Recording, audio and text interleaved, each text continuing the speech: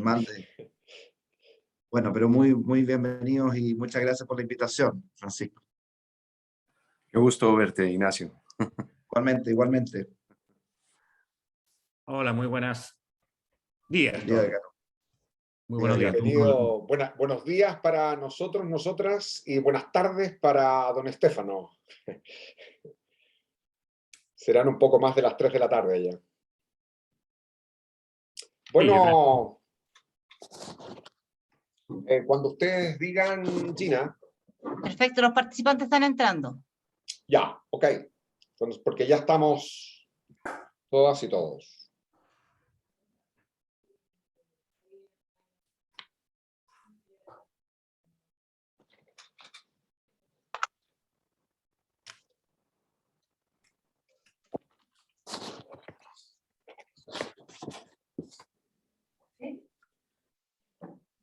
Ok.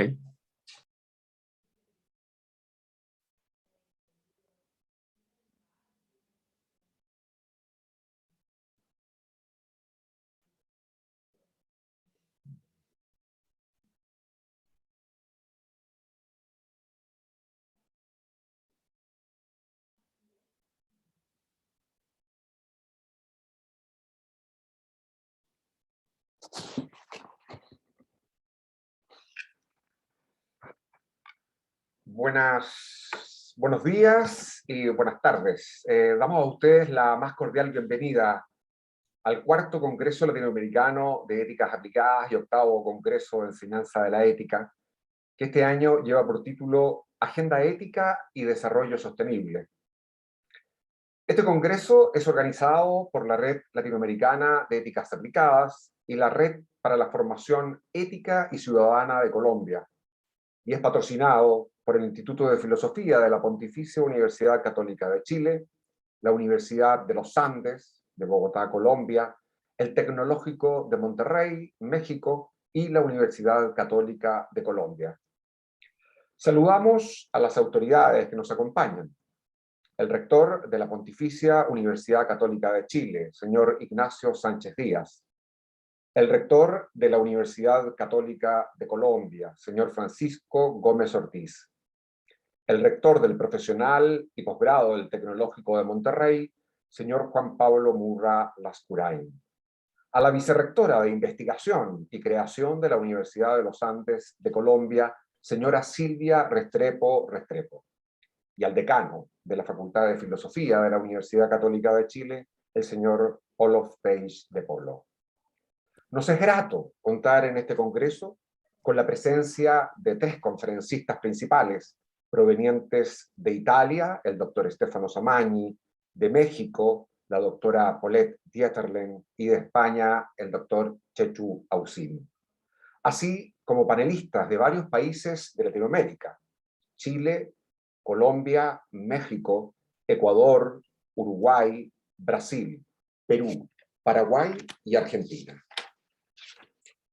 Para dar inicio a esta actividad, nos dirigirá unas breves palabras el rector de la Pontificia Universidad Católica de Chile, señor Ignacio Sánchez. Muchas gracias, Mauricio. Es un verdadero gusto estar acá. Y por supuesto quisiera saludar al rector de la Universidad Católica de Colombia, profesor Francisco Gómez. Un gran gusto estar hoy día en conjunto. Al rector del Tecnológico de Monterrey, el profesor Juan Murra, a la vicerrectora de la Universidad de los Andes en Colombia, la profesora Silvia Restrepo, a nuestro decano de la Facultad de Filosofía, el profesor Olof Page, muy especialmente al coordinador de la red, la EA en Chile, y profesor de nuestra Facultad de Filosofía, profesor Mauricio Correa, a todo el comité organizador de este congreso, conferencistas, panelistas nacionales e internacionales, profesores y académicos participantes de los diversos países de Latinoamérica que hoy nos acompañan, invitados especiales, señoras y señores.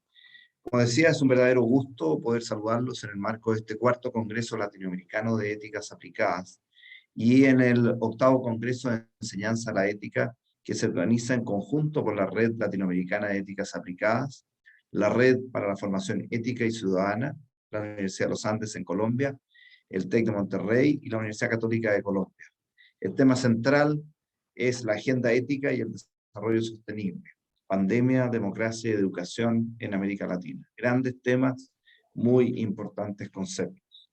Se trata entonces de un encuentro que da cuenta de manera muy clara del trabajo colaborativo que se desarrolla entre académicos y académicas de países como Chile, Colombia, Perú, México, pero también Argentina, Ecuador, Paraguay, Venezuela, Uruguay y Brasil.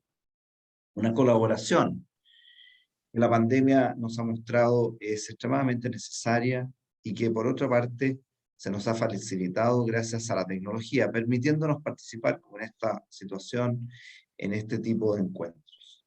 Quisiera de la misma forma destacar la importante cooperación que se viene realizando en el marco de la tríada entre nuestra universidad, la Universidad de los Andes, el TEC de Monterrey, trabajo en el cual se suma hoy la Universidad Católica de Colombia. El tema central de este congreso no ha sido elegido al azar, pues la ética ha mostrado tener una importancia decisiva en el logro de los Objetivos de Desarrollo Sostenibles, ODS. La sostenibilidad ética es una condición indispensable para el logro de la sostenibilidad socioambiental. Y es por ello que en este encuentro queremos destacar lo que es la filosofía moral en el debate sobre la sustentabilidad. Otro tema que también nos interesa relevar, por cierto, es la interdisciplina, que ha quedado de manifiesto a través de los participantes, quienes representan a diferentes disciplinas como son, por supuesto, la filosofía, pero también la economía, antropología, la arquitectura y la medicina, entre otras, y que nos permite enfrentar el análisis de los temas desde la perspectiva más amplia, con distintas miradas que a su vez logran una visión mucho más integrada. Durante el Congreso se van a abordar nada menos que 9 de los 17 Objetivos de Desarrollo Sostenible, seleccionados en una encuesta que se perciben como los más importantes para nuestra región. De allí que las ponencias y mesas redondas se han organizado en torno a temas y realidades como son la pobreza, el hambre, la salud, la ciudad, la educación, la igualdad de género, el clima, la justicia y las desigualdades, donde vamos a tener la oportunidad de escuchar las ponencias de muy destacados y destacadas investigadores y profesores. Este Congreso sobre Ética nos brinda, como Universidad Católica, la oportunidad de reiterar nuestro compromiso con la promoción y el estudio de las éticas aplicadas. Ya en el año 2015, nuestro Instituto de Filosofía, en colaboración con la Universidad de Chile, organizó el primer Congreso de Éticas Aplicadas. En este último año, hemos realizado también un importante ciclo de conferencias sobre éticas aplicadas, con el que hemos buscado promover la formación, la investigación y la vinculación con el medio en relación a temas de ética que son una real urgencia global. Creemos que la deliberación ética es muy necesaria. Las decisiones que se toman a diario tienen un impacto en las personas y en nuestro entorno. Poder entonces analizar una situación de manera racional, visualizando las diferentes opciones y consecuencias desde la mirada de la ética, es sin duda el camino que debemos recorrer. En concordancia con esta inquietud presente en nuestra universidad respecto de integrar con mayor fuerza el concepto de éticas aplicadas a nuestro quehacer, nos encontramos actualmente en el proceso de creación de un Instituto de Éticas Aplicadas, proyecto que está siendo liderado por el profesor Juan Larraín, quien además ha participado de manera activa en el comité organizador de este congreso. No me queda más que desearles que durante estas 3 jornadas se produzca un verdadero espacio de diálogo fructífero entre los y las participantes que tengan como resultado propuestas que vayan en beneficio de nuestra región, de nuestras universidades. Para finalizar, felicito de manera muy sincera a los organizadores por esta gran oportunidad que nos damos para promover el diálogo ético, interdisciplinar, y desde allí poder aportar a la formación de nuestros estudiantes y a la toma de decisiones con criterios éticos. Muchas gracias, felicitaciones nuevamente por la labor que realiza. Agradecemos sus palabras, señor rector. continuando con esta ceremonia, nos dirigirá unas breves palabras el rector de la Universidad Católica de Colombia, el señor Francisco Gómez. Bueno, muy buenos días a todos. En primer lugar, un saludo muy especial al rector y amigo, al doctor Ignacio Sánchez Díaz, a la doctora Silvia Restrepo, vicerrectora académica de la Universidad de los Andes, y al doctor Juan Pablo Murra Lascurain, rector del Profesional y Posgrado del Tecnológico Monterrey. Y para no extenderme más, porque aquí están todos los demás organizadores y participantes de este congreso. En nombre de la Universidad Católica de Colombia, es muy grato dar la bienvenida a todos los participantes de este cuarto Congreso Latinoamericano de Ética Aplicada y octavo Congreso de Enseñanza de la Ética, dedicado al análisis de la agenda ética y el desarrollo sostenible. El título que convoca este Congreso se nutre de una importante y prolongada trayectoria, cuyos principales hitos en las últimas décadas han sido los objetivos del desarrollo del milenio, propuestos por las Naciones Unidas, retomados y ampliados posteriormente en los Objetivos del Desarrollo Sostenible e incorporados a la Agenda 2030. La preocupación por la sostenibilidad remite a sus bases éticas y sociales, señaladas por el Papa Francisco en el 2015 ante la Asamblea General de las Naciones Unidas en su propuesta para el cuidado de la casa común, que puso en evidencia la necesidad del compromiso con los más vulnerables, en quienes recae el mayor peso del desequilibrio de los ecosistemas humanos y ambientales. Con la pandemia del COVID-19 se han vuelto más complejos y lentos el avance en el logro de las metas del desarrollo, generando condiciones de emergencia que han requerido acciones de protección por parte de los estados, organizaciones intergubernamentales, universidades, empresa e iglesia. Desde una perspectiva ética del desarrollo y de la sostenibilidad, resulta necesario que podamos ver en el contexto de las crisis y como cambio de rumbo permanente, la irrupción de la persona y del reclamo acerca de su dignidad y su libertad como exigencias de justicia, más allá de la sola funcionalidad en la producción o en el consumo.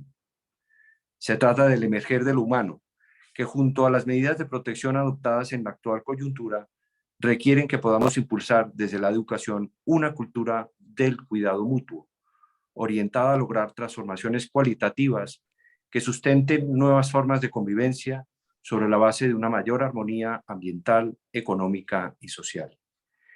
En este contexto, el papel de la ética adquiere una especial relevancia, desde nuevas reflexiones y prácticas que sitúan el desarrollo y la sustentabilidad entre las prioridades para atender las afectaciones de las personas y comunidades, especialmente aquellas en condiciones de mayor vulnerabilidad. En estas circunstancias emerge la necesidad de una agenda ética para avanzar en la incorporación efectiva de los más vulnerables a los beneficios del desarrollo, que incorpore propuestas, compromisos y acciones concretas para superar la pobreza y abrir, en un trabajo articulado entre las instituciones educativas, el camino hacia una sociedad más humana. Los objetivos del desarrollo sostenible y una educación centrada en la persona constituyen las bases reflexivas, críticas y operativas para emprender iniciativas concretas que a través de múltiples alianzas permitan hacer realidad una visión del desarrollo que articule criterios de rehumanización, convivencia y sostenibilidad. Como lo ha señalado muy bien el Papa Francisco en su invitación a unirse al Pacto Educativo Global, en la educación se encuentra la semilla de la esperanza de paz y de justicia, como nuevos nombres del desarrollo. Frente a la globalización de la indiferencia, es necesario dar la vuelta al modelo que tenemos de desarrollarnos como sociedades, economías y como humanidad, revalorizando una cultura del cuidado de las personas, las comunidades y la casa común. La Universidad Católica de Colombia, sobre las bases de los principios del humanismo cristiano y de la doctrina social de la Iglesia y en convergencia con el contenido de las ODS, asume como sello de identidad y de relacionamiento, desarrolla y convoca una educación centrada en la persona, resaltando a través del acto educativo, entendido como acto moral, su dignidad y libertad intrínsecas, que constituyen su especificidad y al mismo tiempo su capacidad de relacionarse armónicamente con los demás y con la realidad que le rodea. Desde este compromiso invitamos a todos los participantes de este congreso a reflexionar profundizar y avanzar en una agenda ética para el desarrollo sostenible, que a través de las estrategias concertadas y acciones conjuntas oriente los esfuerzos de personas, instituciones y organizaciones al logro de una civilización más justa, fraterna y solidaria. Agradezco a todos ustedes y a los que han organizado este congreso, porque me parece brillante y yo creo que este es un tema que tiene que centrar el futuro de las acciones, no solamente en lo político y en lo económico. Muchísimas gracias. Agradecemos sus palabras, señor rector. Enseguida invitamos a compartirnos unas palabras al rector del profesional y posgrado del Tecnológico de Monterrey, señor Juan Pablo Murra.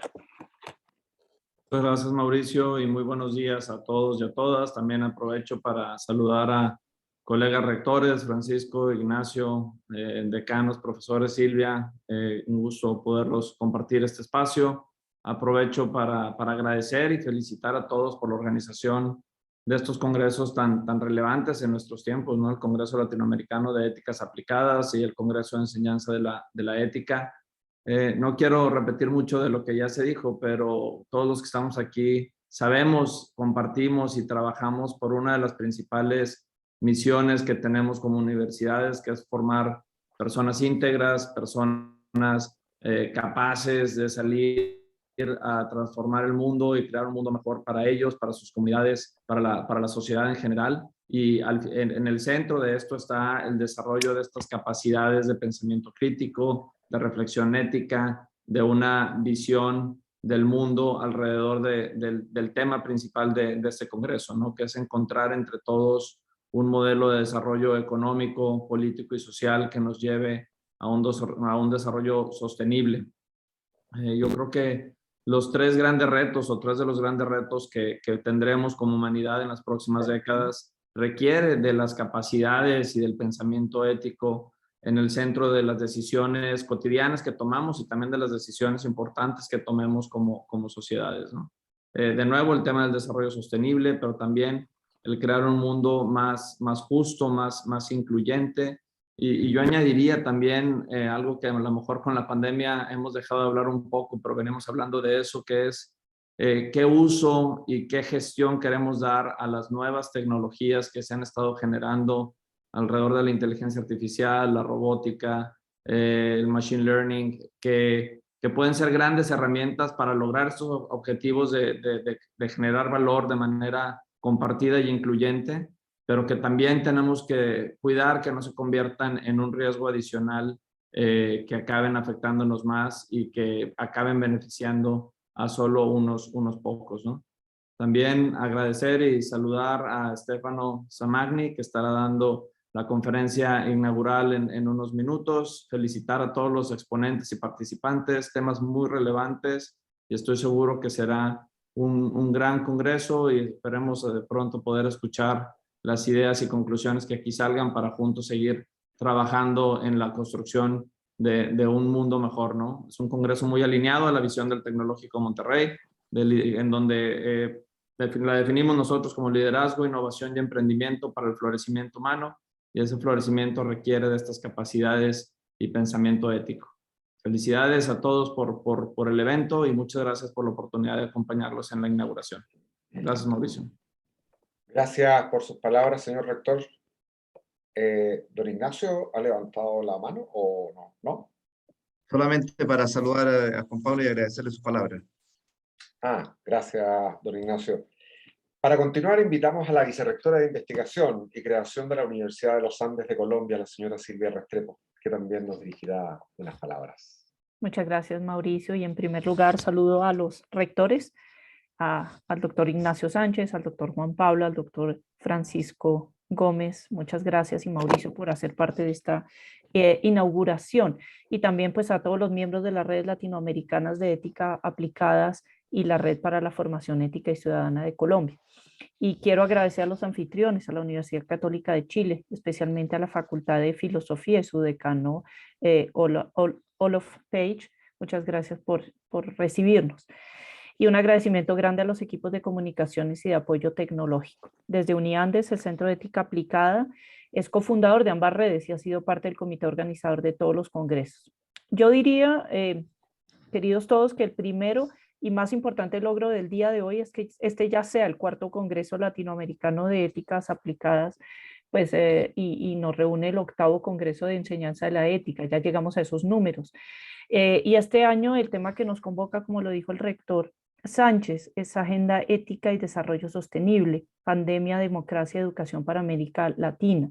Y como él también dijo, pero quiero insistirlo, los Objetivos de Desarrollo Sostenible representan en sí mismo una agenda ética, no solo económica y política, para todos los países y para la cooperación mundial en torno a ellos. Como dice la página de este evento, nuestro convencimiento es que para el logro global de un auténtico desarrollo sostenible sea posible, se requiere como condición indispensable un gigantesco esfuerzo por alcanzar también una sostenibilidad ética. En la Universidad de los Andes hemos entendido, nos hemos comprometido a la vez con la ética aplicada y la ética aplicada a nuestra misión y con un cumplimiento de los objetivos de desarrollo sostenible. Es por eso que tenemos un centro de ética aplicada que ya cumple 14 años, permeando la universidad y permeando a los estudiantes que queremos que sean agentes de transformación con los principios y enseñanzas. Por otro lado, aceptamos el reto hace ya unos años de hospedar en nuestra sede el Centro de Objetivos de Desarrollo Sostenible para América Latina de la Red de Soluciones de Desarrollo Sostenible de las Naciones Unidas. Y yendo más allá, entendemos las interrelaciones de las dos misiones, mostrando, enseñando y difundiendo el componente ético de los ODS. Con la irrupción de la pandemia, el logro de los ODS para el 2030 se ha visto gravemente obstaculizado y las brechas se han agudizado, en Colombia particularmente, para hablar de los problemas, pero estoy segura que los compartimos. El tema de la educación, por ejemplo, es un tema que nos tiene muy preocupados. Eso hace mayor el reto para América Latina. Es importante sostener diálogos interdisciplinarios como los que vamos a tener en estos días y además entre países que compartimos la misma complejidad. Y todo esto para pensar juntos alternativas de solución que sean realistas, pertinentes y efectivas, que es lo que necesitamos para nuestros contextos. Muchas gracias nuevamente, Mauricio, y queridos rectores. Muchísimas gracias por sus palabras, doctora Restrepo. A continuación se dirige a nosotros el decano de la Facultad de Filosofía de la Universidad Católica de Chile, el señor Olof Page. Muchas gracias, Mauricio. Muchas gracias a los organizadores de este importante evento. Quisiera partir saludando a las autoridades que nos acompañan, al rector de nuestra Universidad Católica, Ignacio Sánchez, al rector Francisco Gómez de la Universidad Católica de Colombia, a Juan Pablo Murra, rector del Tecnológico de Monterrey, a Silvia Restrepo,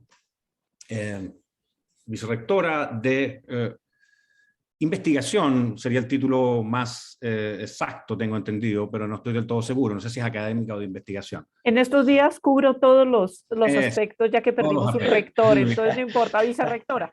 Muy bien, todo mi apoyo entonces por eso, ¿no? De la Universidad de los Andes. Y a todos quienes nos acompañarán a lo largo de estos días en este importantísimo coloquio.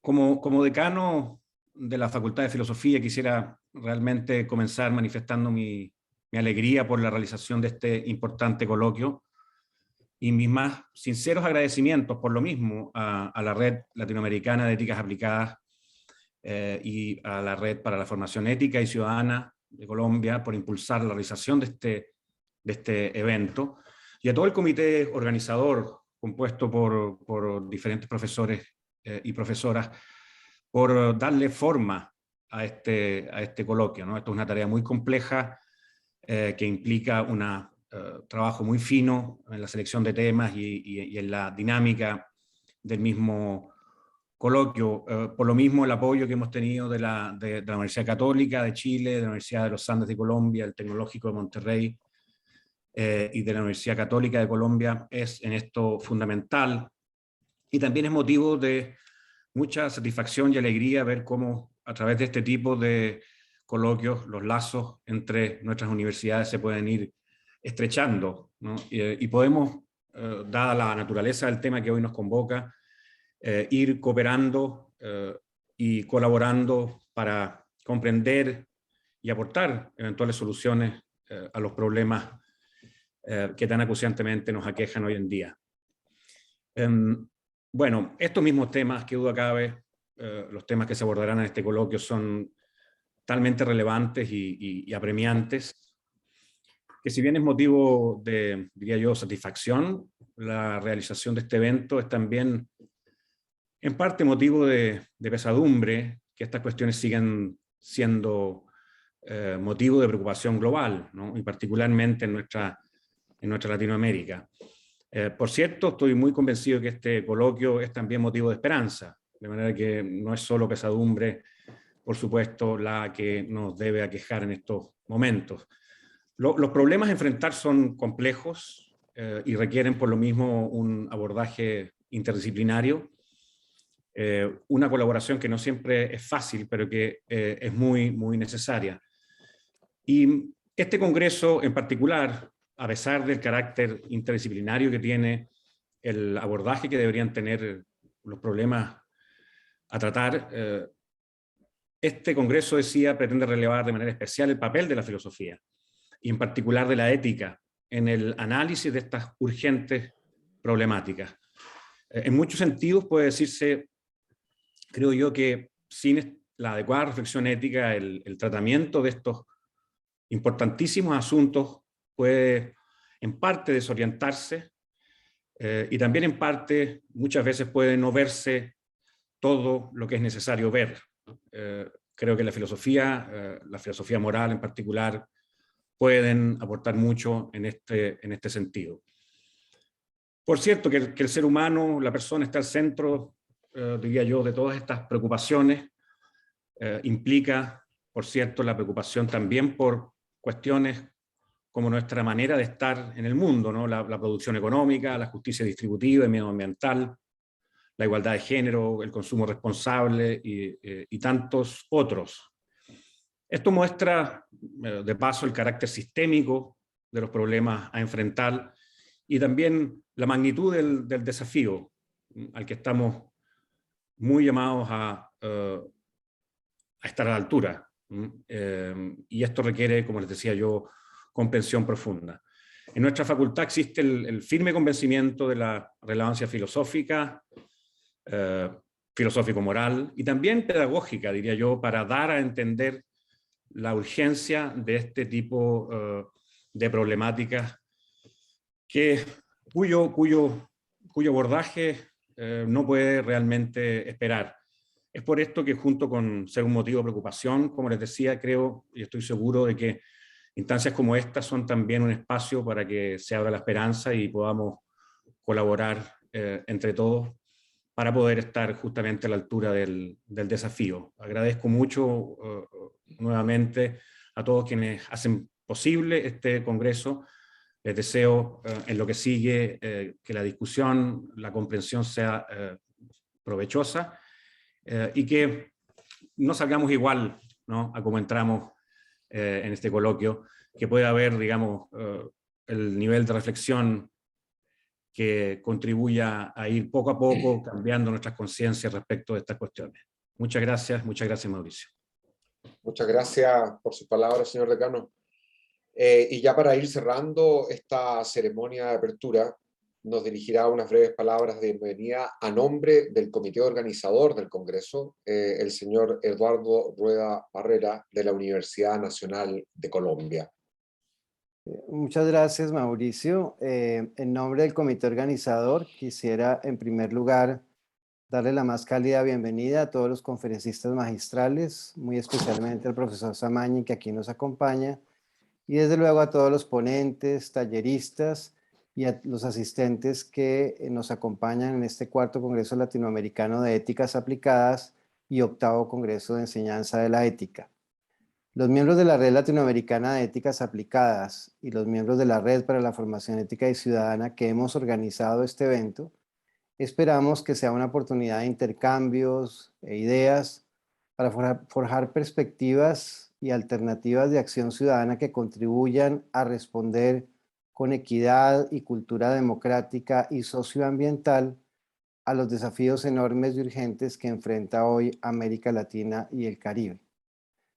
Por ello es también muy importante y quisiéramos desde el comité organizador agradecer el generoso apoyo que hemos recibido para la organización y desarrollo de nuestro congreso por parte de la Universidad Católica de Chile, en cabeza del señor rector Ignacio Sánchez Díaz y de su Facultad de Filosofía, así como el de la Universidad de los Andes, el apoyo de la señora vicerrectora, la profesora Silvia Restrepo, y del Centro de Ética Aplicada de dicha universidad, el apoyo del Tecnológico de Monterrey, en cabeza del señor rector, doctor Juan Pablo Murra, y de la Escuela de Humanidades y Educación de dicha institución, y desde luego el de la Universidad Católica de Colombia, en cabeza del señor rector Francisco Gómez Ortiz y del Departamento de Humanidades de esa universidad. Sin su decidido apoyo y compromiso con la agenda que hoy nos convoca, este congreso no habría sido posible. Entonces reciban nuestros más sinceros agradecimientos. De nuevo, sean todos y todas bienvenidos y que sean numerosos los frutos de estos días de encuentro. Muchas gracias, Mauricio. Muchas gracias a ti, Eduardo, por tus palabras, y con esta intervención ya damos por cerrada la ceremonia de apertura de este Congreso Agenda Ética y Desarrollo Sostenible. Es para mí ahora un gran honor poder presentar a don Stefano Samagni, quien dictará la conferencia magistral en este primer día. El profesor Samagni nació en Rimini, Italia, es economista, catedrático de la Università di Bologna y profesor de Economía Política Internacional de la Johns Hopkins University. Ha sido asesor del primer ministro italiano Romano Prodi y de los papas San Juan Pablo II y Benedicto XVI. Miembro de la Pontificia Academia de Ciencias Sociales del Vaticano y de la Academia Internacional de Economía. Sería bastante extenso dar cuenta de la trayectoria del profesor Samagni. Entre sus muchísimas publicaciones, destacamos Macroeconomic Theory and Introduction de 1993, Elementi di Economia Politica, con Terenzio Cozzi en 1995, Civil Economy, con Luigino Bruni, 2007, Economy is Cooperation, 2017, Banche di Comunità, 2018, y su más reciente libro, Laudata Economía, de 2020.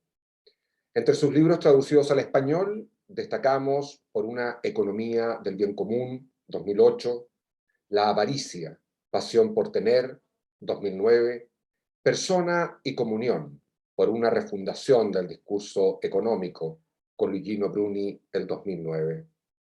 La conferencia del profesor Samagni se titula Las nuevas vulnerabilidades reveladas por la pandemia, la respuesta de la ética de la virtud. La palabra es suya, profesor Samagni. Muchas gracias. Agradezco mucho la invitación a este importante Congreso Internacional sobre pandemia, democracia y educación en América Latina. Con tanta vergüenza, tengo la presunción de hablar en castellano, una lengua que nunca estudié, ma que me gusta muchísimo, porque es una lengua muy dulce, que he aprendido por la primera vez en Argentina hace 30 años. Pero lo he aprendido por práctica, entonces voy a hacer muchos errores de gramática, de sintaxis. Por favor, discúlpame si mi léxico mi idioma no es como debería ser. Voy a tratar el tema que este congreso está explicado de las 3 palabras: pandemia, democracia y educación. Como sabemos, el filósofo alemán Heidegger escribió que una crisis, una grande crisis, es un quitar el velo sobre la realidad. Es verdad. Cuando tenemos una crisis importante, es como ver de una otra manera, de una otra mirada la realidad. En este caso, la crisis de la pandemia nos ha enseñado la urgencia de rehabilitar el concepto de vulnerabilidad como categoría de pensamiento. Entonces, una clarificación es necesaria. Muchas veces vamos a confundir la noción de fragilidad con vulnerabilidad. Es un error, porque son dos cosas diferentes. ¿Qué es la fragilidad?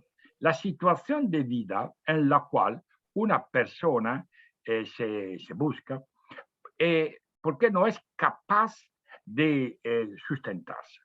Si yo tengo una maladía de un tipo o del otro, yo soy frágil. La vulnerabilidad es la situación de vida de una persona que en este momento es perfecta, está bien, pero tiene una probabilidad muy alta de caer en una situación de fragilidad en un corto o medio plazo de tiempo. Este es el punto. La distinción es importante porque las políticas son diferentes. Para enfrentar situaciones de fragilidad, tenemos la necesidad de políticas de emergencia. Todo el mundo entiende esto. Pero las políticas de emergencia no nos ayudan de enfrentar problemas de vulnerabilidad. Este es el punto. En general, la clase política, los políticos, son mucho más interesados a la fragilidad y no a la vulnerabilidad. ¿Por qué? Porque en el régimen democráticos, los políticos tienen la necesidad de ganar la victoria, de vencer las elecciones, después 4 o 5 años. Entonces, tiene que tener una mirada de largo plazo para implementar políticas contra la vulnerabilidad. Entonces, ¿cuáles son las 3 más importantes vulnerabilidades que la pandemia, como otros fenómenos, por ejemplo, la crisis financiera del año 2008, no tenemos que olvidar esto? La primera es la vulnerabilidad laboral. ¿Qué significa la vulnerabilidad laboral? Que hoy en día no hay solo un problema de ocupación, sino también un problema de ocupabilidad. Este es el punto.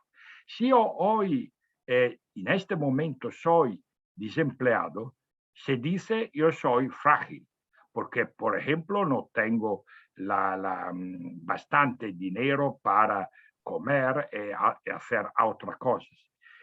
Pero, aunque que hoy en día yo tengo un trabajo, si la probabilidad de perder este trabajo en 5, 6, 10 años es alta, yo soy vulnerable. Este es el punto. ¿Y por qué hoy en día la vulnerabilidad laboral es importante? Es un efecto de la cuarta revolución industrial, la revolución de las tecnologías del digital, en particular de la inteligencia artificial y las otras aplicaciones. Porque las nuevas tecnologías van a modificar la estructura del mercado del trabajo. Muchas personas no lo entienden todavía. Es un pecado, y aunque los economistas, porque piensan que más o menos la estructura del mercado del trabajo es más o menos la misma que en el pasado. No, es terrible hacer este error, porque las nuevas tecnologías van a modificar la organización interna de las empresas y van a modificar lo que se llaman en inglés las skills. En el pasado, las skills estuvo bastante la competencia práctica, técnica. Hoy en día no es bastante. Es la razón por la cual se habla, para utilizar una expresión en inglés, un character skills, que significa las habilidades del carácter, en particular de las virtudes, como voy a explicar después. Aunque yo soy un técnico muy adelantado, pero si mi carácter no es compatible con algunos valores, ninguno me va a ofrecer un trabajo. Este es entonces un problema nuevo. El segundo aspecto de la vulnerabilidad laboral es la inmersión del segundo significado del trabajo humano. ¿Qué entiendo decir? El trabajo humano tiene dos dimensiones, la dimensión adquisitiva y la dimensión expresiva. La dimensión adquisitiva significa que nosotros, con nuestro trabajo, vamos a obtener una ganancia para enfrentar las necesidades. Todo el mundo entiende esto. A esta dimensión corresponde la noción de trabajo justo. Si vamos a leer la encíclica Rerum Novarum a la fin del 1800 de Papa Leo XIII, es una perfecta descripción de lo que significa un trabajo justo.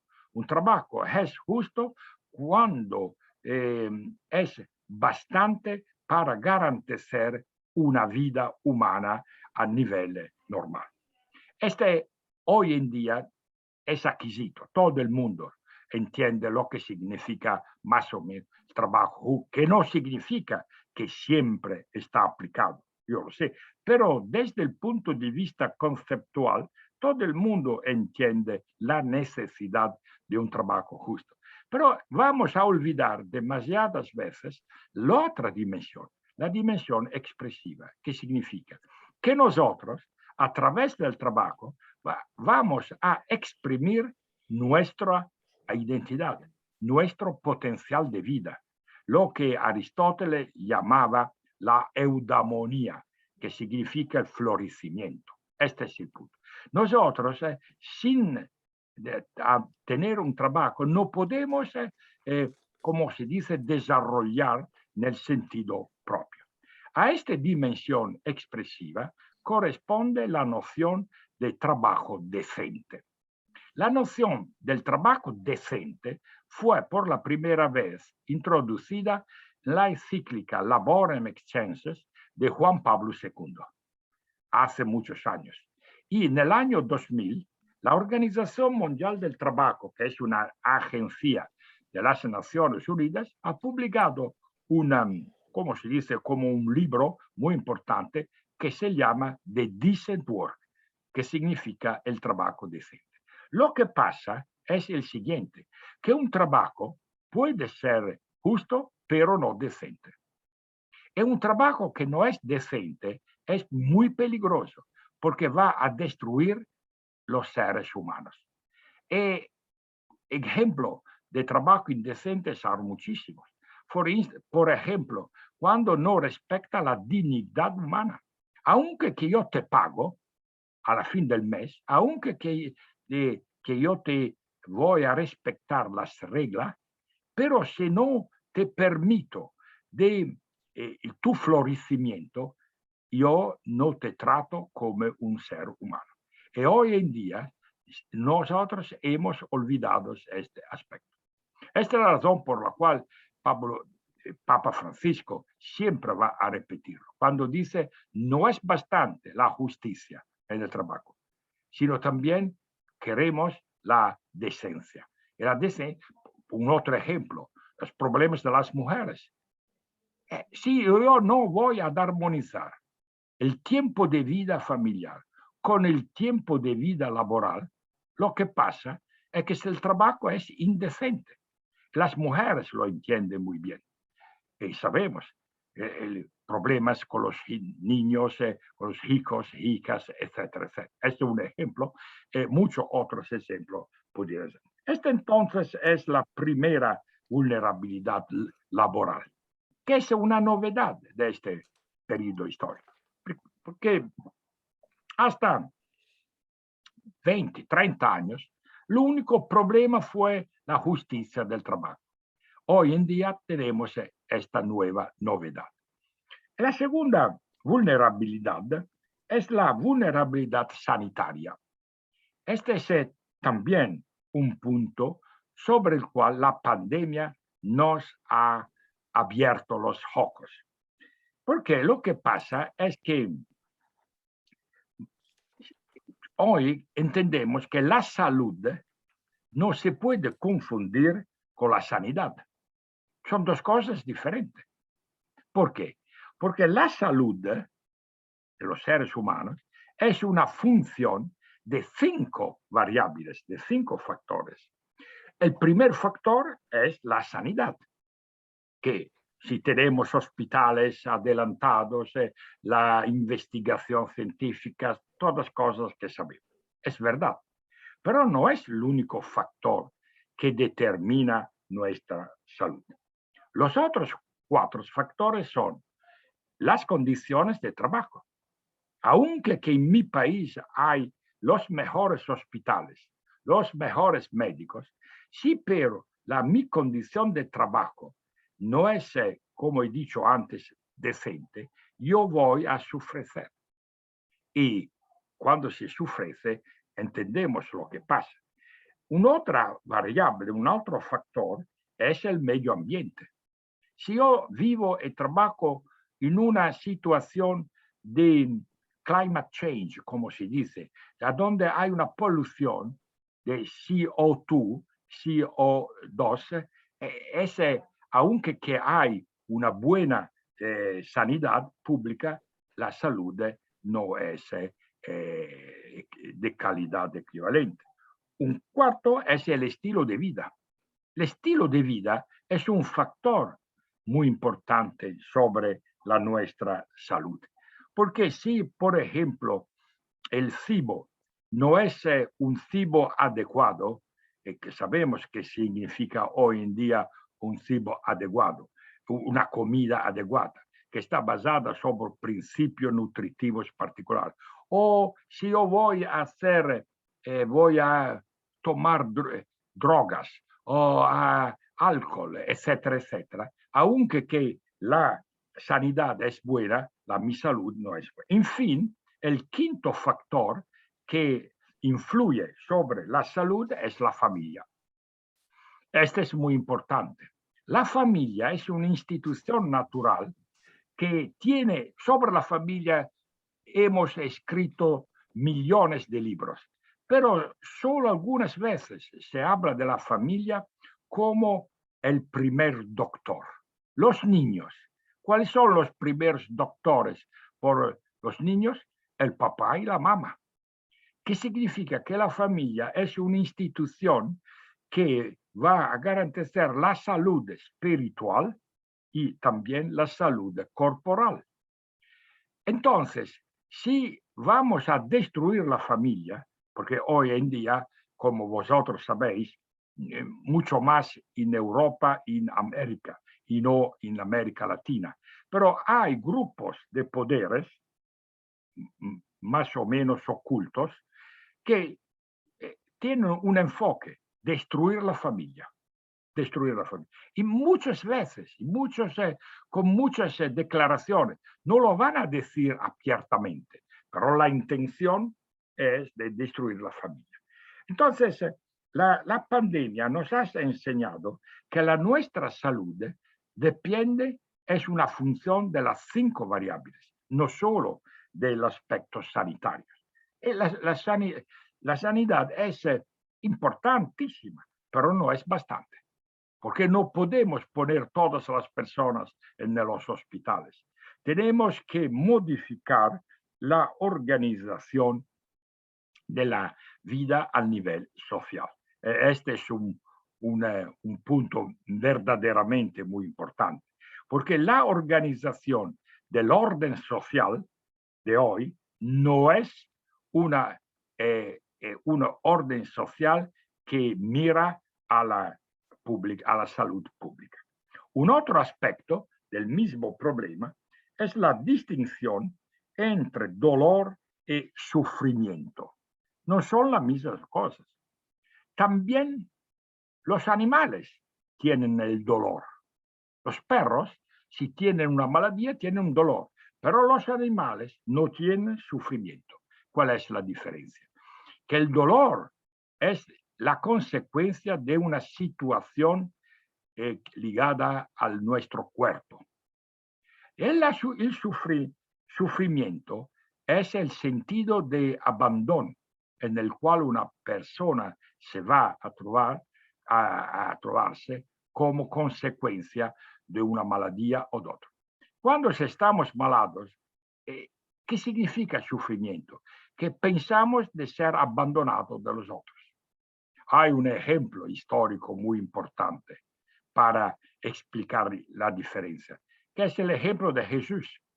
Jesús, cuando fue a la cruz, ¿qué dijo? Las últimas palabras. Padre, ¿por qué tú me has abandonado? No dijo porque yo tengo el dolor. Él tenía el dolor, pero no fuera esta la causa de su sufrimiento. Porque él había pensado, Jesús, que el Padre le había abandonado. Y después, como sabemos, se modificó. ¿Qué significa? Que cada uno de nosotros tenemos que considerar esta dimensión. Pero el sufrimiento no se puede como combatir el sufrimiento con las medicinas. Las medicinas sirven a combatir el dolor, pero no el sufrimiento. ¿Qué significa esto? Que tenemos la necesidad de bienes relacionales. La falta de bienes relacionales hoy en día es la verdadera escasez. Y muchos economistas no lo entienden. La verdadera escasez es la falta bastante de bienes relacionales. La amistad es un bien relacional. La relación entre como se dice, los miembros de la familia es un bien relacional.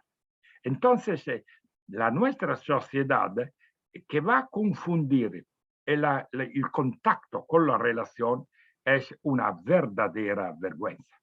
Porque los medios de comunicación nos ponen en contacto, pero la relación interpersonal es otra cosa. Ahora, en este momento, yo soy en contacto con vosotros, pero no soy en relación con vosotros. Porque para relacionarme yo tengo que verte en tus ojos, tengo que ser cercano a ti. Este es el punto que va a ser. En fin, una tercera vulnerabilidad típica de este periodo histórico es la vulnerabilidad espiritual. Este es un punto fundamental. ¿Qué significa la vulnerabilidad espiritual? Hay un fenómeno que nos indica esta vulnerabilidad. Es el fenómeno que se llama paradoja de la felicidad. La paradoja es una palabra griega que significa maravilla, algo que tú no podías pensar que iba a suceder. La paradoja de la felicidad fue descubierta en el año 1974 en los Estados Unidos de un economista que es todavía vivente, que se llama Richard Easterlin. Él, trabajando con los datos estadísticos de su país, Estados Unidos, había descubierto que después de un cierto nivel de ingreso por cápita, una aumentación de los ingresos de la riqueza no va a aumentar la felicidad, sino va a bajarla. Este fue increíble. Los economistas lo saben. Fue un escándalo internacional, porque hasta ahora, aquel tiempo, todo el mundo consideraba que si tú vas a ser siempre mucho más rico, tú vas a ser mucho más feliz. No es verdad. Porque la confusión de pensamiento fue sobre la distinción entre utilidad y felicidad. Pero la utilidad no es la felicidad. La utilidad depende de la riqueza. Si yo siempre soy mucho más rico, mi utilidad va a aumentar, es verdad. Pero la utilidad no es la misma cosa que la felicidad. Porque Aristóteles no ha enseñado la diferencia. Cuando escribió Aristóteles en la Ética Nicomaquea, el siguiente: la utilidad es la relación entre la persona y las cosas. Las cosas me dan utilidad. Si yo tengo hambre, voy a comer un poco de pan me da utilidad, es verdad. Pero la felicidad es la relación entre persona y persona. Entonces, si yo para acumular riqueza de un tipo o del otro, yo voy a olvidar los otros, porque no tengo el tiempo para relacionarme. Y, al contrario, tengo que separarme. Entonces, lo que pasa es que mi utilidad va a aumentar, pero mi felicidad se va a bajar. Hoy tenemos un libro muy reciente que fue publicado el año pasado en los Estados Unidos, de un economista americano muy famoso. Él se llama Angus Deaton. Él fue premio Nobel de Economía. Entonces, una persona muy fuerte. Él ha publicado un libro escrito con su mujer, también un economista, que se llama Anne Case. ¿Sabéis qué es el título de este libro? Increíble. El título es Death for Desperation, que significa muertes por disperación. Disperación. Él en el libro, ellos escriben, hoy se muere no en los Estados Unidos por hambre o por maladías, mas sobre todo por disperación. ¿Y por qué las personas hoy son mucho más desesperados que no en el pasado? En el pasado estuve pobreza, mucha más pobreza, pero menos desesperación. Este es un libro que nos ayuda a comprender el concepto de vulnerabilidad espiritual. Este es el punto. Entonces, toda la polémica, el debate hoy en día sobre el neoconsumismo es la misma cosa. ¿Por qué Papa Francisco siempre dice atención al neoconsumismo? En particular por los jóvenes. Porque él piensa que si va a consumir siempre mucho más cosas, en particular en el contexto de los medios de comunicaciones, etcétera, social media, la felicidad está optimista. El Papa dice, no es verdad, el contrario es verdad. Y hoy, como sabemos, hay una manipulación del grande capital, porque el grande capital tiene la necesidad de vender billones de elementos de diferentes tipos para maximizar la ganancia, como sabemos, etc. Entonces, estas 13 nuevas formas de vulnerabilidad existieron antes de la pandemia, pero la pandemia nos ha ayudado a comprenderle de una manera que hasta 2 años, mucho más 2 años, no habíamos comprendido.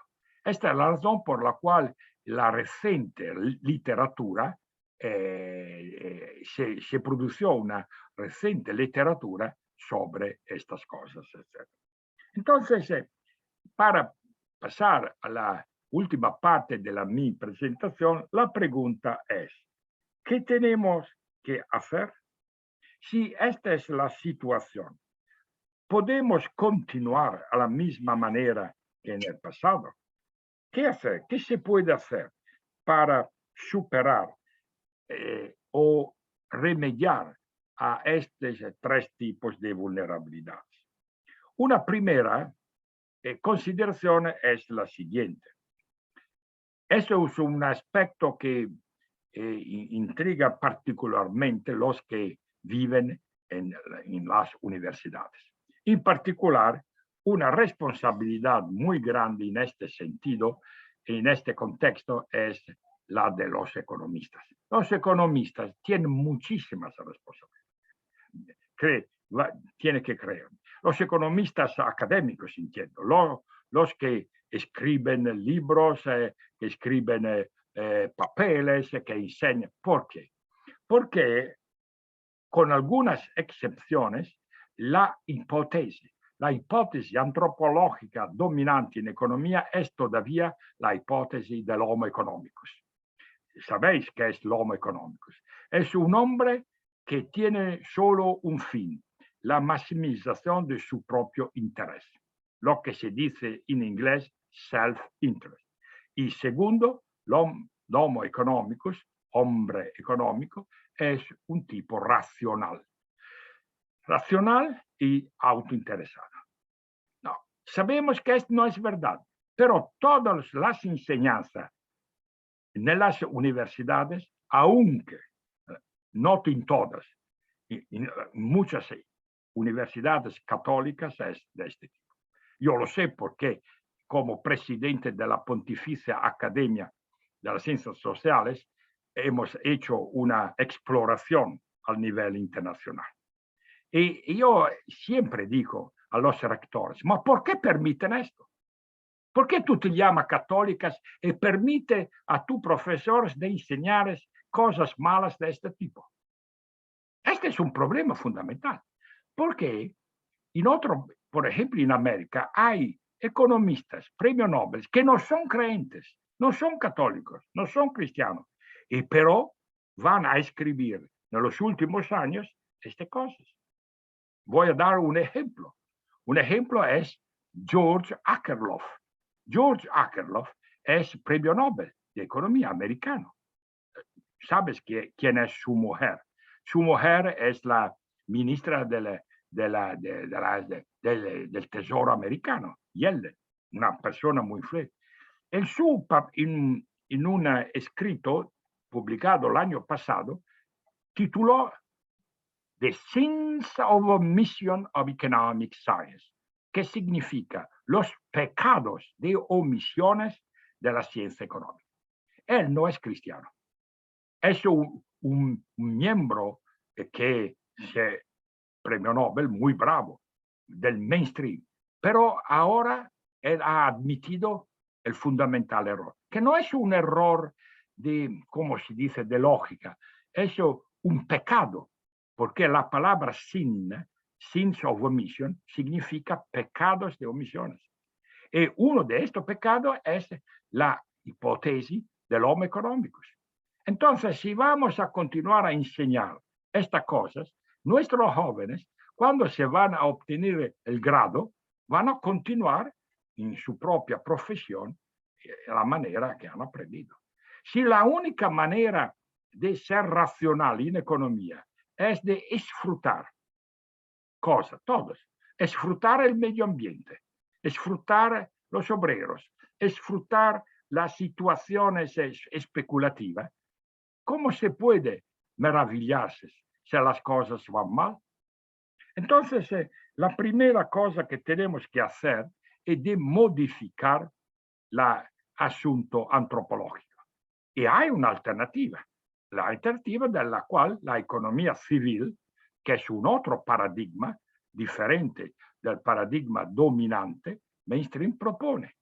Y la expresión en latín es Homo homini natura amicus, que significa cada hombre es por naturaleza amigo de un otro hombre. Como sabéis, este fue el asunto de Antonio Genovesi, que fue el fundador, fue un italiano de Nápoles, fundador del paradigma de la economía civil. Sí, de otra manera, tenemos que pasar de una antropología negativa a una antropología positiva. Y este se puede hacer si la enseñanza y la investigación científica en nuestras universidades va a modificarse. Este es el punto. Como sabéis, el Papa había publicado el año pasado un pacto global sobre la educación. Y uno de los puntos es exactamente esto. No se puede tolerar que una universidad católica permite una enseñanza de economía que no tienen fundamentos cristianos y que son contra la doctrina social de la Iglesia. Este es un punto.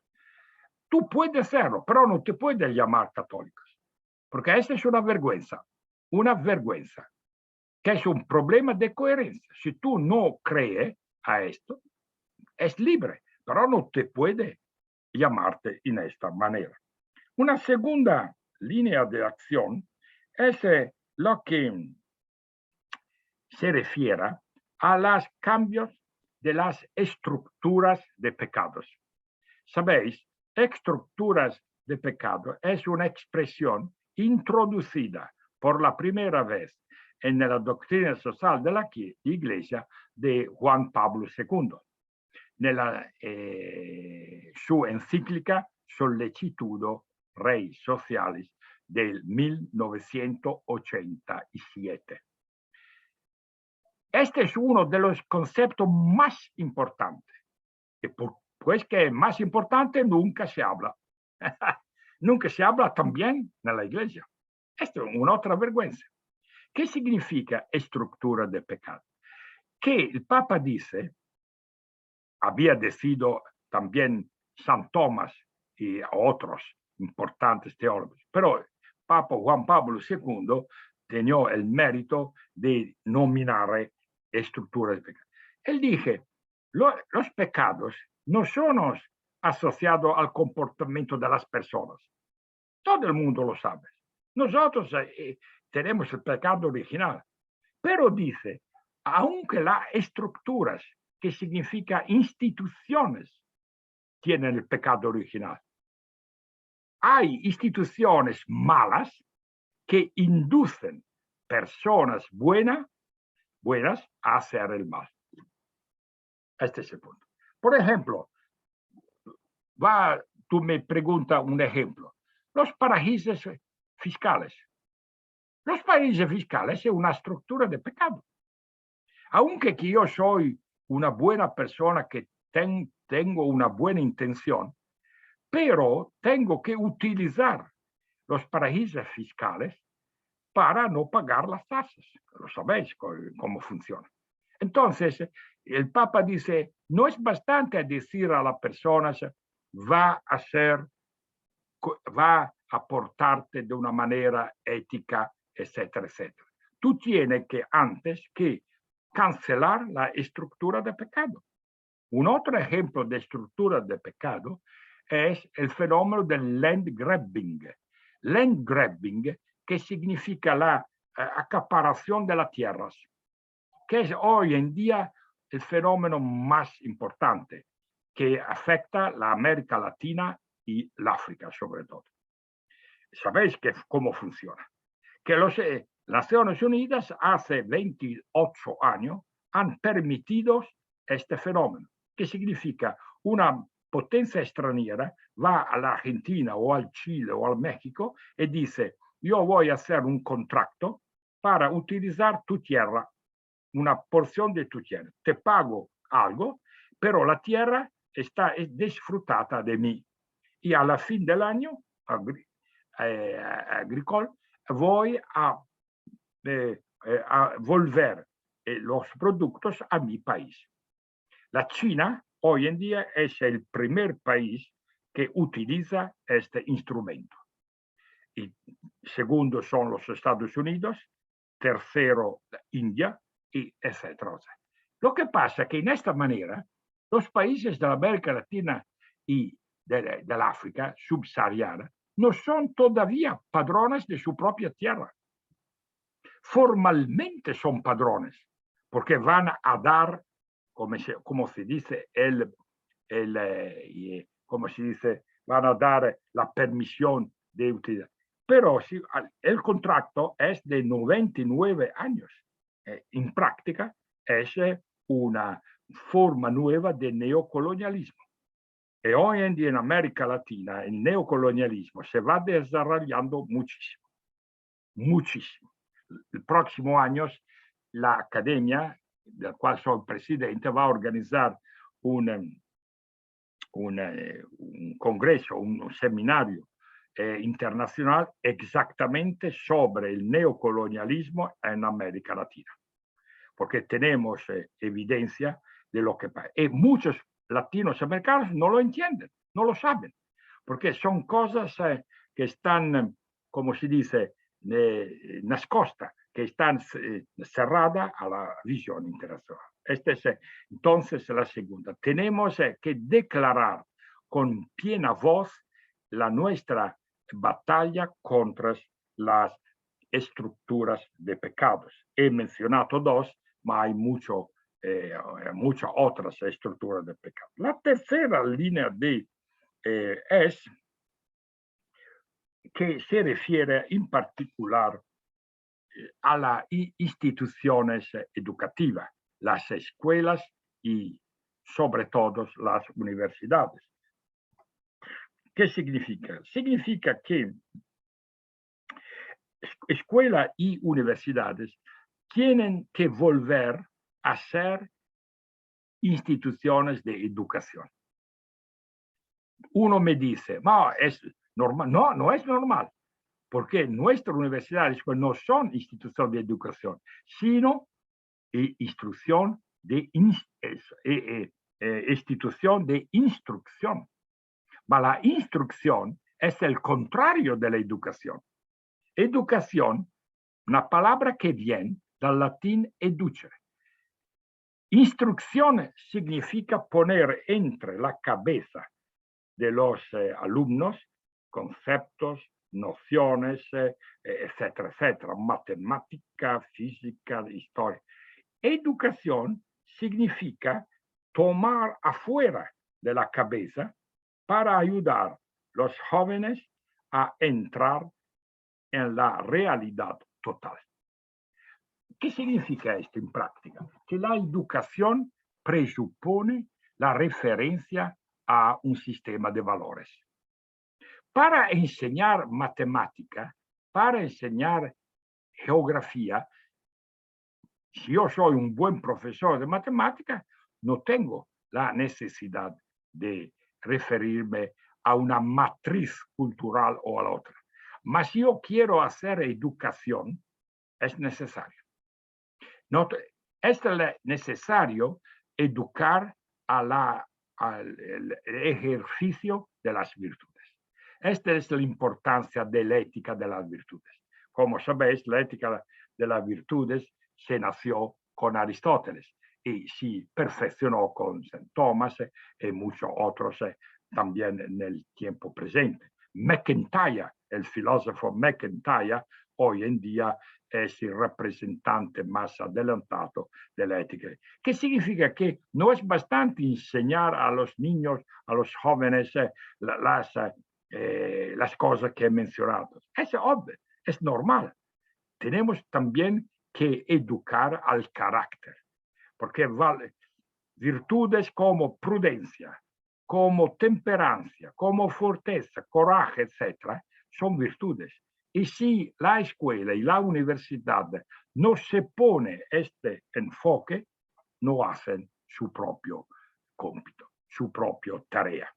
El segundo aspecto es de introducir las instituciones educativas el concepto de conación. ¿Tú has entendido esto? No, este es el punto. La palabra conación viene de la crasi de dos palabras, conocimiento y acción. Entonces, conación significa que el conocimiento tiene que ser al servicio de la acción.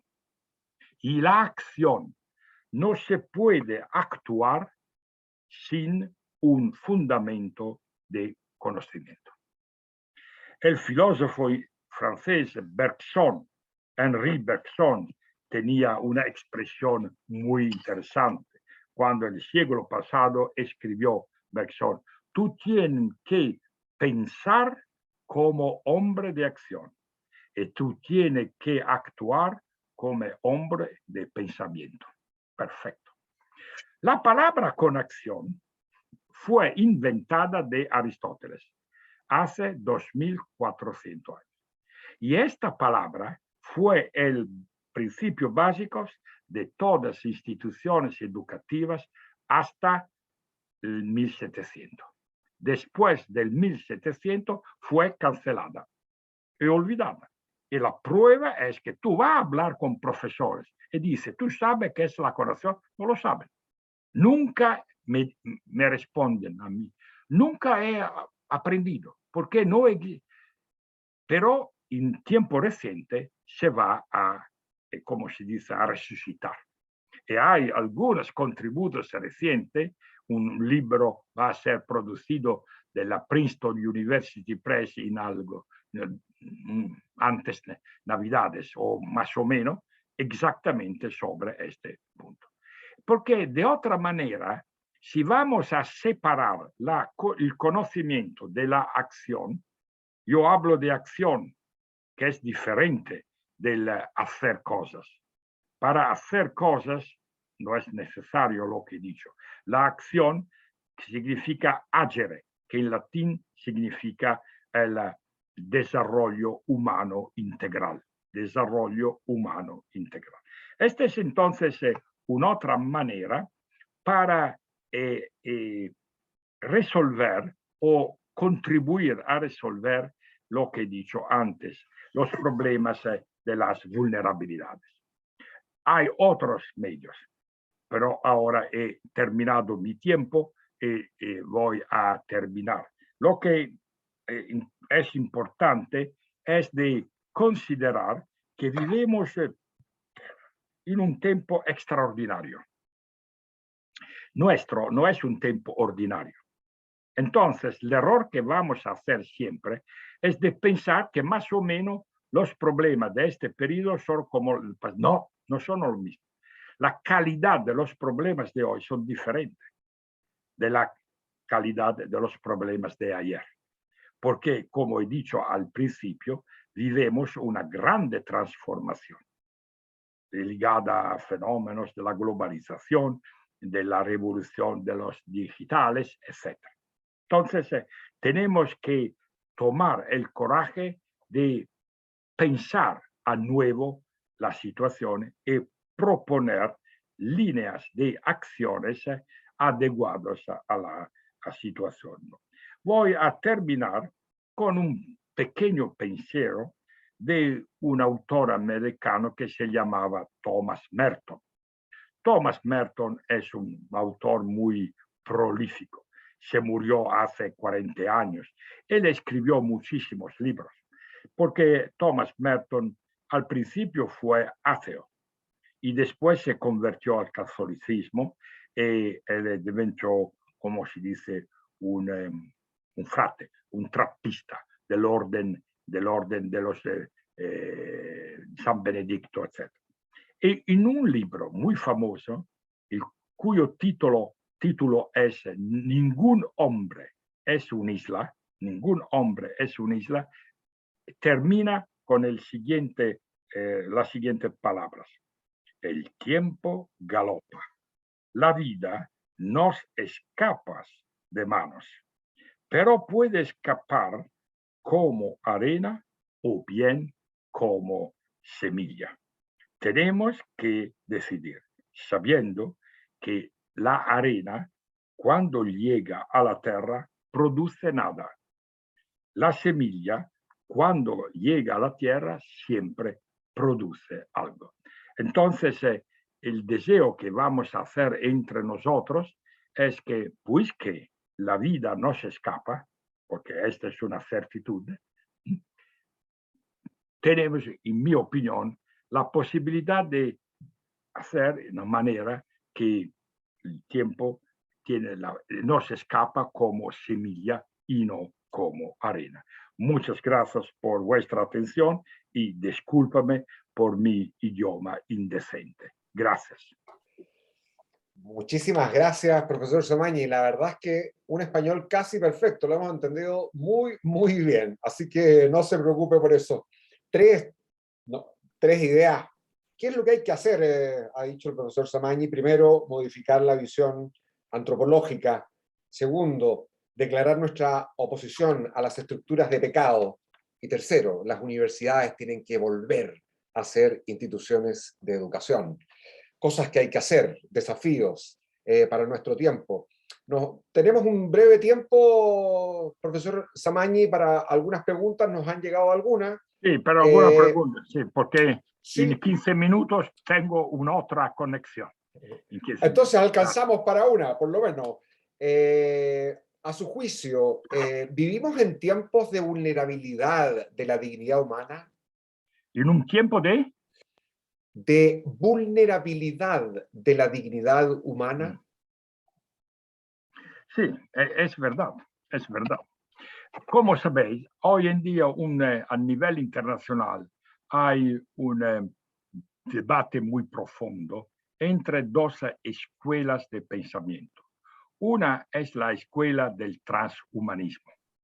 El transhumanismo tiene como se dice, su cuartel general en California, los Estados Unidos. Hace 18 años, en California se nació una nueva universidad que se llama University of Singularity, que significa la Universidad de Singularidad. El enfoque de esta escuela es de ir a, ¿cómo se dice?, después del hombre. Cioè trans, que significa after. El ser humano no es indispensable. Es porque en el medio plazo, no corto plazo, en el medio plazo, las nuevas tecnologías, en particular la inteligencia artificial, va a sustituir todas las actividades humanas. Entonces, los seres humanos no van a desaparecer, pero son irrelevantes. Que este es un punto muy importante que el filósofo alemán de los años 60, Jasper, había anticipado cuando escribió su libro muy famoso que dice El hombre es obsoleto. Había anticipado, porque los filósofos inteligentes siempre anticipan cosas esas. La otra escuela de pensamiento es la escuela del neohumanismo. Neohumanismo que tiene su, como se dice, referencia principal en América Latina y en Europa. América Latina y Europa. Entonces, vamos a ver quién va a vencer. Si va a vencer la lucha el transhumanismo o el neohumanismo. Lo que se puede decir es que la escuela transhumanista tiene muchísimas plata. Porque ¿qué van a financiar? Lo sabes, las más importantes desarrolladas empresas, corporaciones como Google, como Facebook, como Amazon, etc. Ellos tienen mucha plata y van a pagar los mejores filósofos, los mejores técnicos, ingenieros, científicos para el proyecto neohumanista. No tiene la misma posibilidad. Entonces, nosotros significa los europeos, no hacen inversiones suficientes para adelantar la idea del neohumanismo. Nosotros sabemos que fue el humanismo. El humanismo fue un movimiento del 1400. Hoy se habla del neohumanismo, que significa que el progreso científico y técnico es importante. Ninguno quiere stoparlo, pero tiene que ser al servicio del ser humano, no viceversa como los otros hacen. Esta es la razón por la cual siempre, por ejemplo, Papa Francisco, pero también muchos otros teólogos siempre dicen, tenemos que considerar los riesgos muy importantes de este periodo. El segundo aspecto que está coligado es que hoy en día en nuestra sociedad el pensamiento cultural dominante es del individualismo de la singularidad. Se llama así. El individualismo no es bastante, porque el individualismo se nació al tiempo de la Revolución Francesa. Pero hasta 30, 40 años, el individualismo fue llamado individualismo de apartenencia. ¿Qué significa? El individuo es el centro, pero el individuo pertenece a algo, a comunidad, que podría ser la familia, grupos, iglesias, etc. Hoy se habla de singularismo, de individualismo de singularidad, que significa el individuo es un ser bastante a sí mismo. La expresión que se utiliza para explicar este concepto es en latín volo ergo sum, que significa yo quiero, entonces yo soy. Yo soy lo que quiero ser. Este es el punto. Que es el eslogan más utilizado a nivel internacional. Y que explica muchísimas cosas, muchísimos movimientos de contestación de un tipo o del otro. Que significa que mi identidad está determinada de mí. Entonces, no se puede hablar de educación. Esta es la razón por la cual he hablado antes. Porque con el individualismo de singularidad, las personas no quieren ser educadas. Porque en particular los jóvenes dicen, yo me educo. Tú tienes que darme las instrucciones, el conocimiento, pero yo voy a determinar mi educación como yo lo quiero. Entonces, lo que tú has dicho es verdaderamente importante. Y este es un desafío típico de este periodo histórico.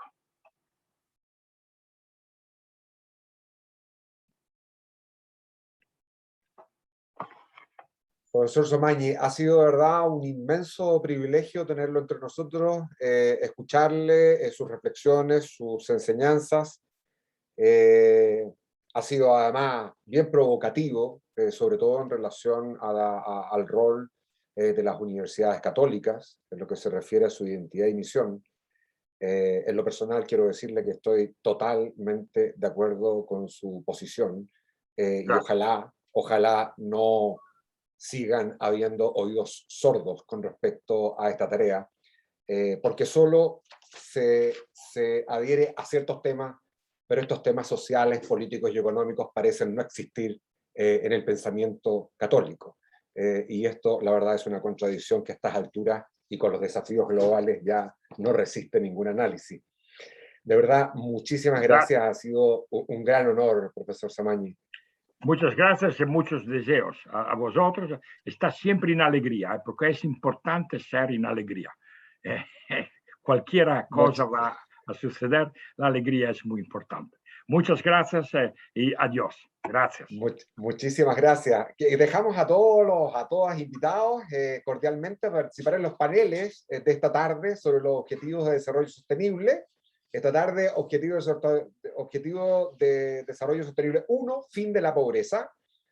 Objetivo de desarrollo sostenible 2, hambre cero. Y el ODS 3, salud y bienestar. Precisamente temas que había tocado ya el profesor Samagni. Se realizarán de manera, les recuerdo, simultánea estos tres paneles, a las 15 horas de Chile, Paraguay, Brasil, Argentina. A las 13 horas de Colombia, Perú, Ecuador, y a las 12 horas de México. Así que muchísimas gracias y nos volvemos a encontrar esta tarde. Gracias, profesor Samagni, nuevamente.